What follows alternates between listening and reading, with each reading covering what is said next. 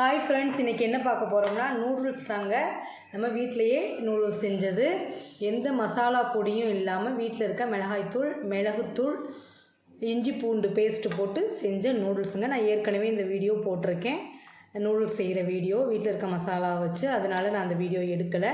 இன்றைக்கி night tiffin எங்கள் வீட்டில் எக் நூடுல்ஸுங்க. எக்கை தனியாக பொரிச்சிட்டு சேர்த்துருக்கேன்.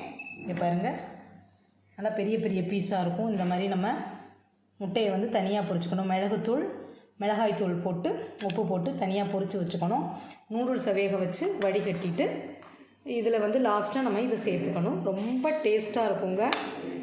ரொம்ப நம்ம எவ்வளோ வேணாலும் நிறையா சாப்பிட்டுக்கலாம், ஒன்றுமே பண்ணாது. இது வீட்டில் செய்கிறனால எந்த ஒரு இதுவும் சாஸோ இல்லை அஜினோமோட்டோவோ எதுவுமே சேர்க்காமல் செய்கிறனால எந்த இதுவும் நமக்கு பிரச்சனை இல்லைங்க. இன்றைக்கி எங்கள் வீட்டில் எக் நூடுல்ஸ் தாங்க.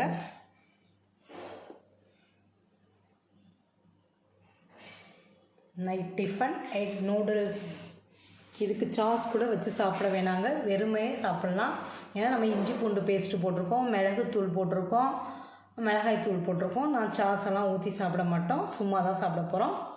நீங்களும் இந்த மாதிரி வீட்டிலையே உங்கள் பசங்களுக்கு ஹெல்த்தியாக நூடுல்ஸ் செஞ்சு கொடுங்க. Thank you friends.